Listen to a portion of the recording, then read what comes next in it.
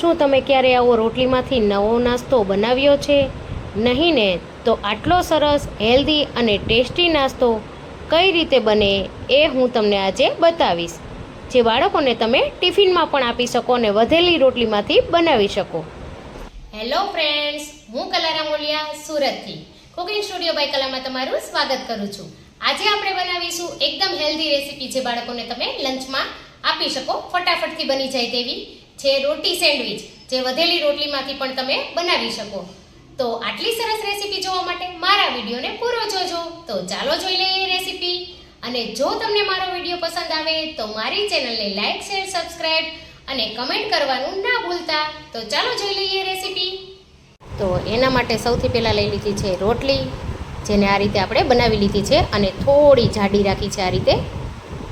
ત્યાર પછી સેન્ડવિચ મસાલો, ગ્રીન ચટણી, ટોમેટો કેચઅપ, ચીઝ, બટર, કાકડી, ટામેટાં, આ ચીઝના ક્યુબ લઈ લીધા છે અને આ બટાકા છે જેની પાતરી પાડીને આ રીતે બાફી લીધા છે આપણે મીઠું ઉમેરીને. તો બધા જ ઇન્ગ્રેડિયન્ટ ખૂબ જ સહેલા છે, ફટાફટથી ઘરમાં અવેલેબલ હોય તેવા છે.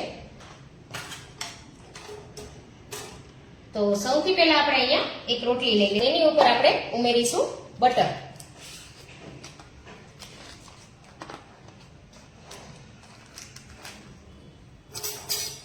તો આપણે અહીંયા બટર લઈ લઈએ અને સારી રીતે લગાવી દઈશું રોટી પર. આ રીતે જો તમને જેટલું પસંદ હોય તેટલું લગાવી શકો. અહીંયા તમે ઘી પણ લગાવી શકો. તો આપણે આ લગાવી લીધું છે બટર. હવે તેના પછી આપણે ઉમેરીશું ગ્રીન ચટણી, જે સેન્ડવિચની બનાવી છે, ધાણા ફુદીનાની અને મરચાની જે બનાવે છે નોર્મલ. અને તેની જ સાથે આપણે થોડો ટોમેટો કેચઅપ ઉમેરી દઈશું અને સારી રીતે અપ્લાય કરી દઈશું. આ રીતે બધી જગ્યાએ સારી રીતે પહોંચે એ રીતે થોડો વધારે જ લગાવવાનો છે, જેથી સરસ ટેસ્ટ આવે. હજી થોડું હું ગ્રીન ચટણી ઉમેરું છું.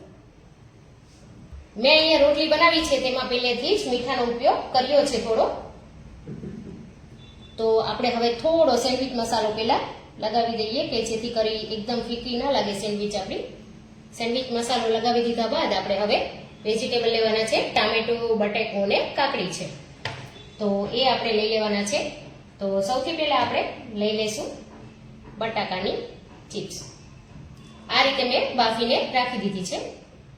જો આપણે અડધા પોર્શનમાં જ આ બધી વસ્તુ ઉમેરીશું, કેમ કે આપણે તેને ફોલ્ડ કરવાનું છે અહીંથી, એટલે આપણે અડધું જ ઉમેરવાનું છે આ રીતે.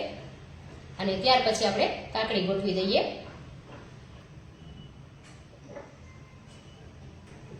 અને કાકડી આ રીતે ગોઠવી દઈએ ત્યાર પછી આપણે તેના પર આપણે ઉમેરી દઈશું પાછો સેન્ડવિચ મસાલો. સેન્ડવિચ મસાલો અવેલેબલ ના હોય તો તમે ચાટ મસાલો પણ વાપરી શકો, પણ સેન્ડવિચ મસાલામાં ખૂબ જ સરસ લાગે છે, કેમ કે આપણે રોટીમાંથી સેન્ડવિચ બનાવીએ છીએ. આપણું ઉમેરાઈ ગયું છે. હવે આપણે ઉમેરીશું ટામેટા. તો ટામેટા પણ ઉમેરી દીધા છે. હવે પાછો આપણે થોડો મસાલો ઉમેરીશું. આ બધા શાકભાજી ફીકા ના લાગે એના માટે આપણે થોડો સેન્ડવિચ મસાલો બધા લેયરમાં ઉમેરતા જવાનો છે. અને હવે આપણે તેની પર બધાની ફેવરેટ એવી ચીઝ ક્યુબ ઉમેરી દઉં છું. અહીંયા લઈ શકો.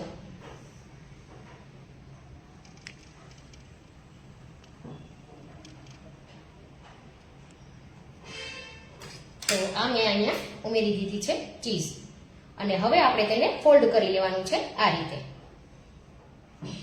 થોડું પ્રેસ કરી દઈશું આ રીતે. અને પાછું આપણે ઉપરથી પણ સારી રીતે બટર લગાવી દઈશું. જો આ રીતે આપણે બટર લગાવી દીધું છે સારી રીતે. અને મેં અહીંયા પહેલેથી જ ટોસ્ટરમાં એક સેન્ડવિચ રાખી દીધી છે બનાવીને. જો તો હું અત્યારે એને કાઢી લઉં છું, પછી તમને પાછું બરાબર ક્લિયર બતાવું હમણાં.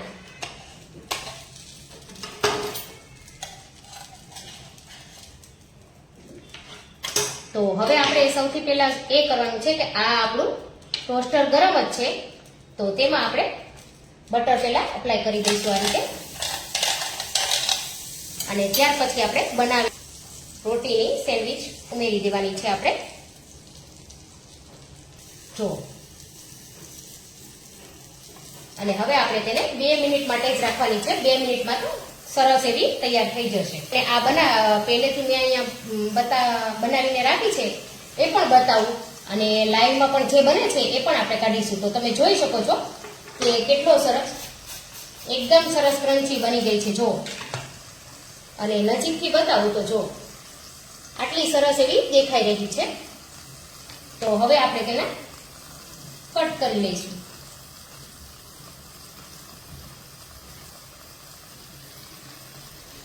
અને તેને આપણે સાઈડમાં રાખી દઈએ. જ્યાં સુધી આપણી બીજી બને છે ત્યાં સુધી આપણે બીજામાં પણ બનાવી લઈએ. પાછું આપણે બટર એપ્લાય કરીશું. જો બાળકો તીખું વધારે ના ખાતા હોય તો ગ્રીન ચટણી ઓછી ઉમેરવી, પણ આટલું હેલ્ધી તમે બાળકોને આપશો તો તેમને તો મજા જ આવે. તો હવે આપણે પાછી ગ્રીન ચટણી લગાવી લઈએ, અને ત્યાર પછી આપણે પાછું લગાવશું ટોમેટો કેચઅપ. બંને સાથે પણ તમે લગાવી શકો અને આ રીતે પણ અપ્લાય કરી શકો.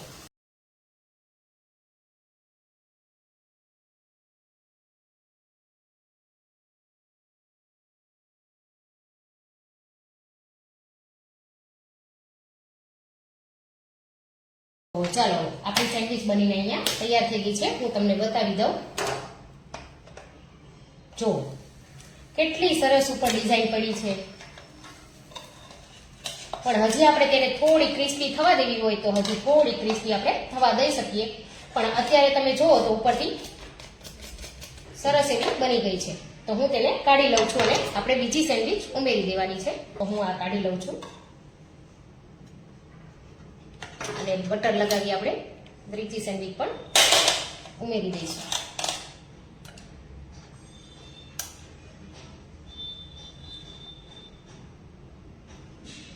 જો તો હું અહીંયા રાખી દઉં છું બીજી સેન્ડવિચ થવા માટે પણ ત્યાં સુધીમાં આપણે આ બંને સેન્ડવિચ જે બની ગઈ છે તેને આપણે સર્વ કરી લઈએ. ચાલો તો હું તેનું કટિંગ કરી લઉં છું.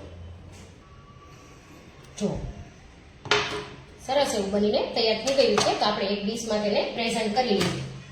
આપણે આ સેન્ડવિચને રાખી દઈએ. થોડું સંભાળીને લેવું ફ્રેન્ડ્સ, કેમ કે થોડી ગરમ છે આ સેન્ડવિચ, તો લેવામાં થોડી તકલીફ પડી શકે, એટલે થોડું ધ્યાન રાખવું.